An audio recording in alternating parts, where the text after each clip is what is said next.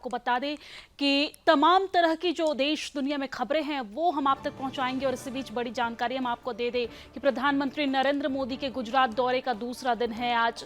और आज पीएम ने री इन्वेस्ट समिट का उद्घाटन किया। गुजरात को 8,000 करोड़ की सौगात देंगे पीएम मोदी।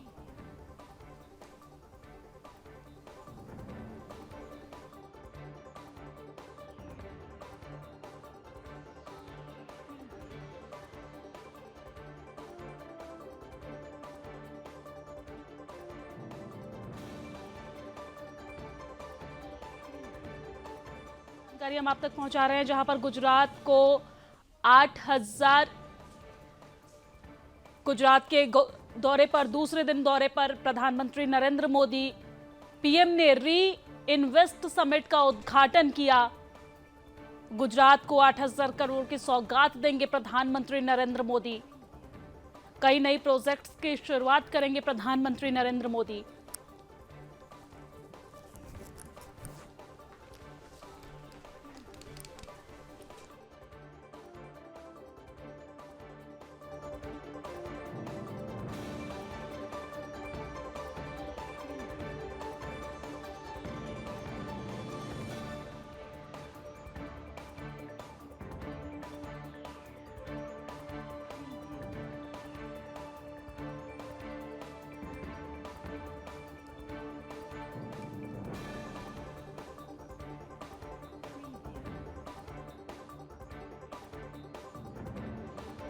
पहुंचा रहे हैं, जहां पर गुजरात के दौरे पर प्रधानमंत्री नरेंद्र मोदी का 2 दिवसीय गुजरात दौरा आज दूसरा दिन है इस दौरे का। और इस दौरान 8,000 करोड़ की सौगात गुजरात वासियों को प्रधानमंत्री नरेंद्र मोदी देंगे।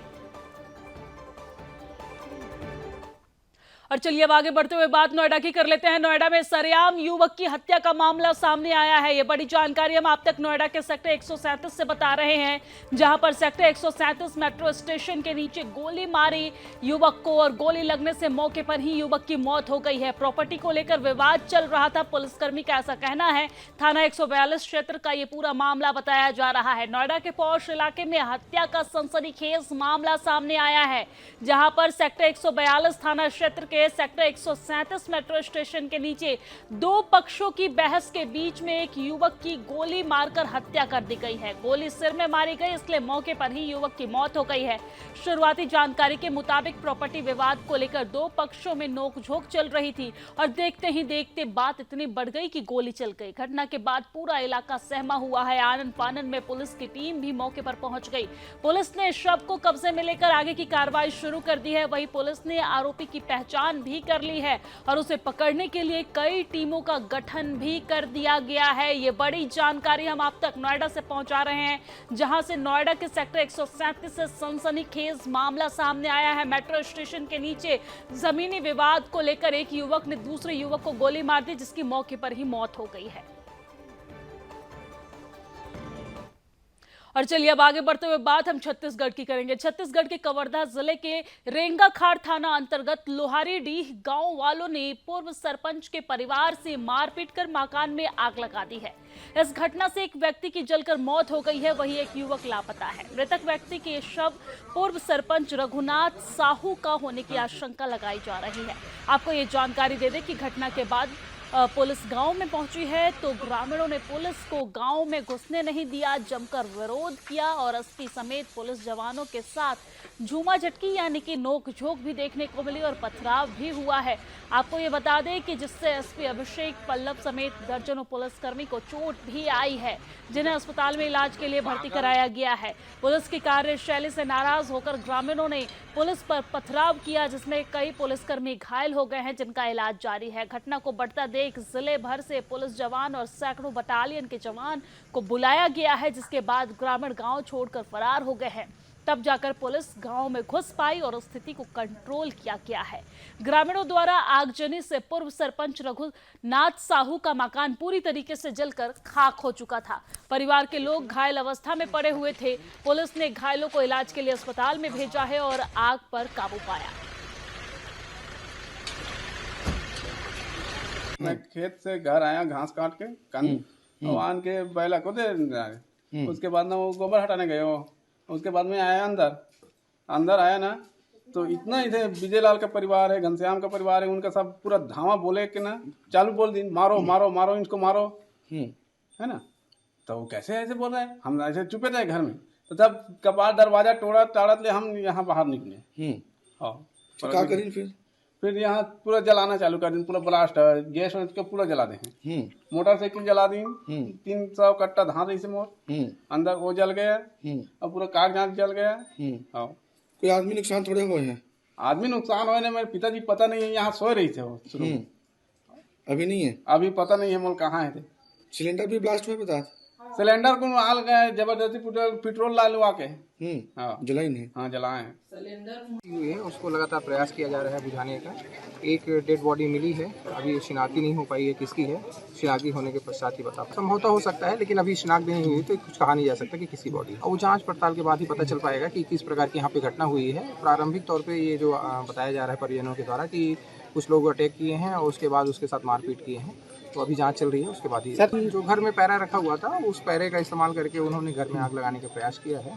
तो प्रारंभिक तौर पे तो अभी यही समझ में आ रहा है, बाकी शॉर्ट सर्किट के भी साइंस इसमें दिख रहे हैं, तो किस कारण घर में आग लगी है वो भी शिनाख्त नहीं। फैमिली का भी एक उनका छोटा बच्चा है, उसको पता कर रहे हैं वो कहाँ पे है, वो पता कर दिया। अभी लगभग 80 लोग को हम लोगों ने क्या किया है, डिटेन कर लिया है, जो गाँव के लोग थे, जो जिनकी पहचान की गई है कि इस घटना में शामिल थे। आगे लगातार कार्रवाई की जा रही है और जो भी इस घटना में शामिल है उनकी पहचान करके उनकी गिरफ्तारी की।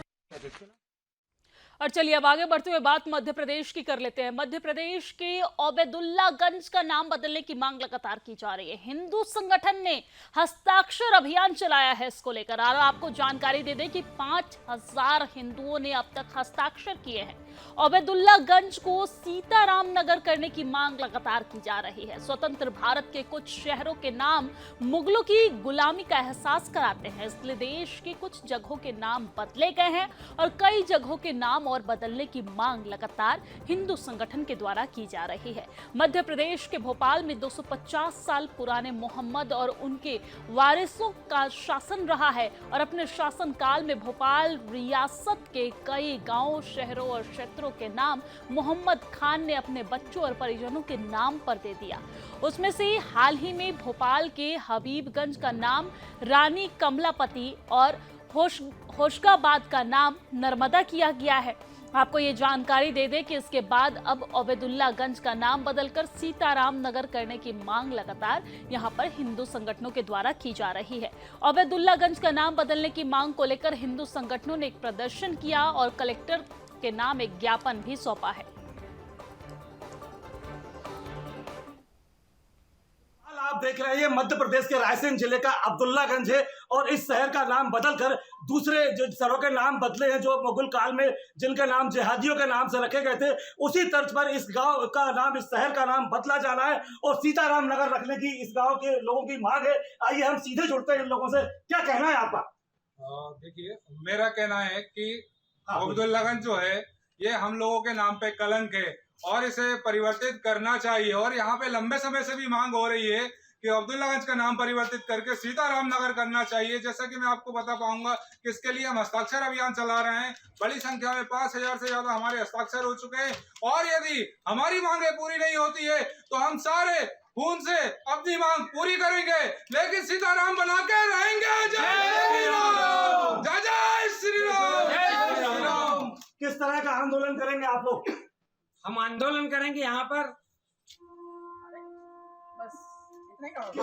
हम आंदोलन ये करेंगे, अगर इस कलंक को हम हटाना चाहेंगे, अगर ये नहीं हटेगा तो हम आंदोलन ऐसा करेंगे, अपने ऊपर तेल डालेंगे, ट्रेन की पटरी पे जाके बैठेंगे, लेकिन इसको हटा के रहेंगे, सीताराम नगर बना के रहेंगे इसको। कितने लोग इसमें अपनी जान दे सकते हैं और चरणबद्ध आंदोलन करेंगे? कितने लोगों की, कितने हजार लोगों की ये मांग है?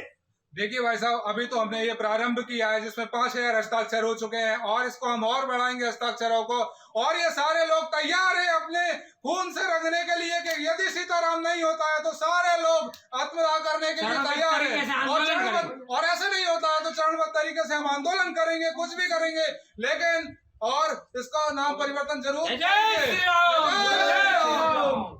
ये आवाज थी मध्य प्रदेश के रायसेन जिले के अब्दुल्लागंज के हिंदू संगठनों की, जो ये बता रही है कि इस कलंक को अगर नहीं धोया जाता है, अब्दुल्लागंज का नाम अगर नहीं बदला जाता है, तो ये अपने खून से, अपने रक्त से अब्दुल्ला शब्द को मध्य प्रदेश के रायसेन जिले के अब्दुल्लागंज से धोएंगे। रामस्वरूप शर्मा, सुदर्शन न्यूज, भोपाल। तो आपने देखा कि किस तरीके से मध्य प्रदेश के अब्दुल्लागंज का नाम बदलने को लेकर हिंदू संगठनों में रोष है और वो इसका नाम सीताराम रखना चाहते हैं।